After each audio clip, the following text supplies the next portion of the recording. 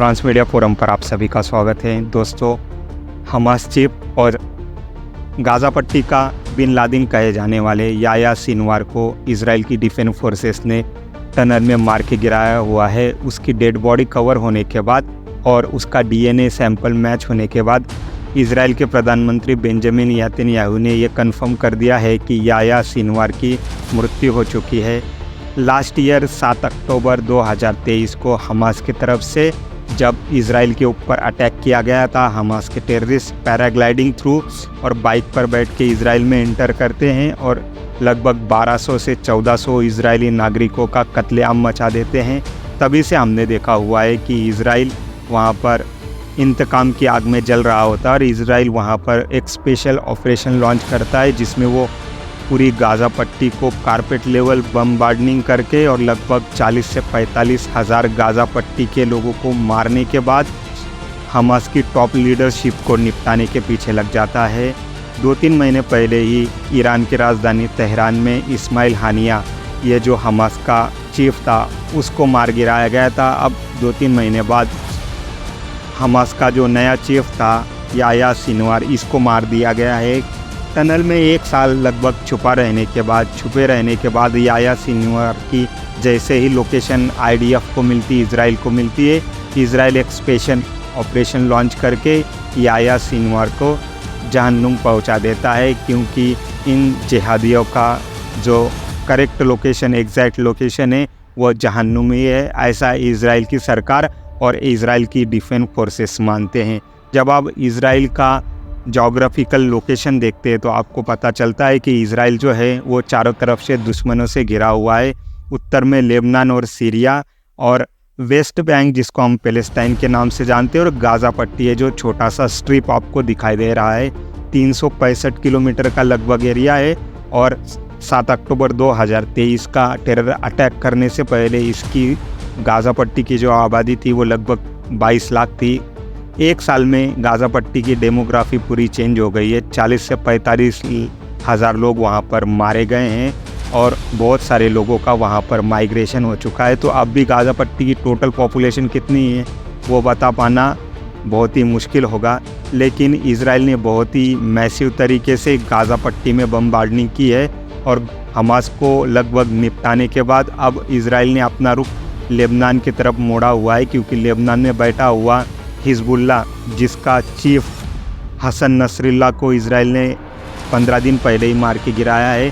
अब हिजबुल्ला को इजराइल बहुत ही ज़्यादा शौक दे रहा है और हिजबुल्ला को निपटाने के बाद इजराइल की तिरछी नज़रें अब ईरान के ऊपर हुई है, क्योंकि ईरान ने 1 अक्टूबर को इजराइल के ऊपर मिसाइल से अटैक किया हुआ है और इजराइल ने ईरान से बदला लेने की कसम खाई हुई है।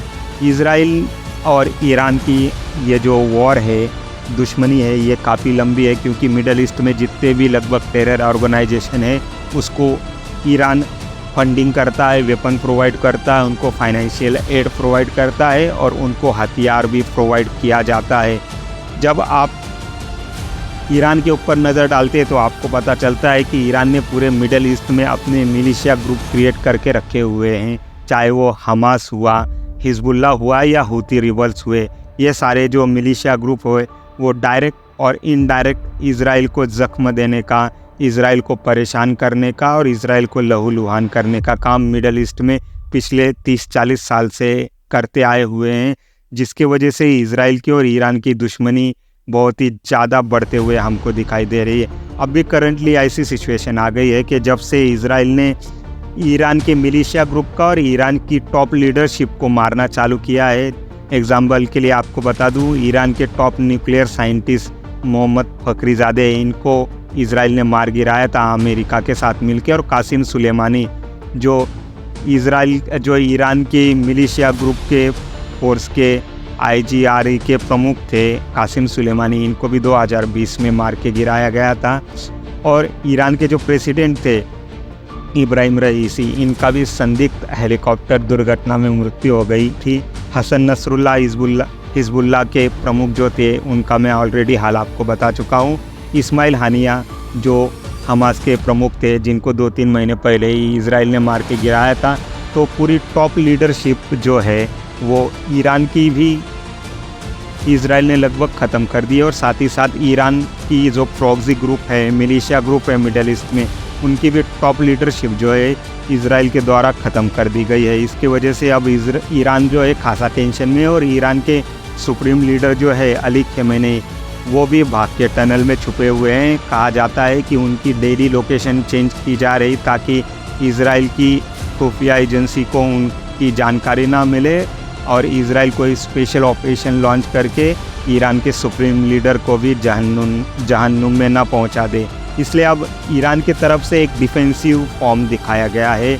ईरान अब डिफेंसिव पोज में चला गया है क्योंकि ईरान को पता है इसराइल कम बैक करेगा और इसराइल जब मारेगा तो ईरान का छुपना मुश्किल हो जाएगा।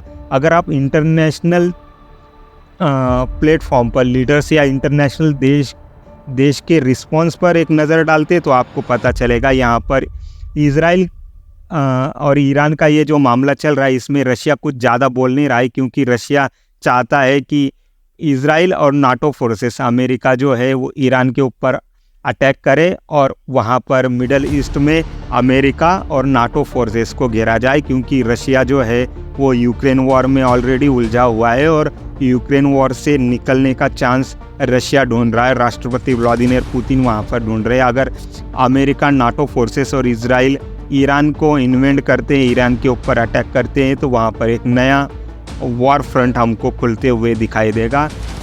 चाइना और चाइना के प्रेसिडेंट शी जिनपिंग भी वहाँ पर शांत बैठे हुए दिखाई देते हैं, क्योंकि वो भी चाहते हैं कि अमेरिका और नाटो वहाँ पर उलझे ताकि वहाँ पर चाइना को भी इन्वॉल्व होने का मौका मिले। चाइना भी अपने जितने भी वेपन्स है वो ईरान को प्रोवाइड कर पाए और वहाँ पर अमेरिका और नाटो फोर्सेस को एक फंसा के रखा जाए और चाइना जो है वो ताइवान का वहाँ पर 2-3 सालों में सक्सेसफुली ऑक्यूपेशन कर ले, ताइवान को अपने कब्जे में ले ले।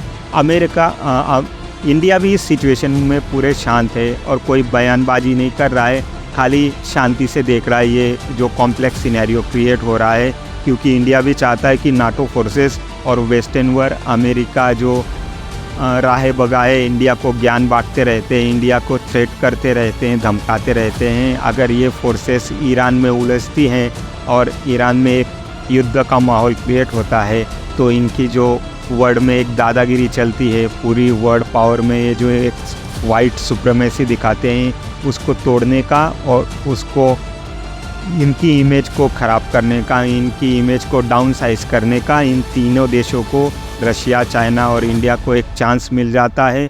अभी के लिए इतना ही। फर्दर इसमें क्या डेवलपमेंट होती है मैं आपके साथ शेयर करूंगा, लेकिन अभी तक आपने हमारा चैनल ट्रांसमीडिया फोरम लाइक और सब्सक्राइब नहीं किया है तो आप सभी से विनती है तुरंत हमारा चैनल ट्रांसमीडिया फोरम लाइक और सब्सक्राइब कर दीजिए। Thank you very much.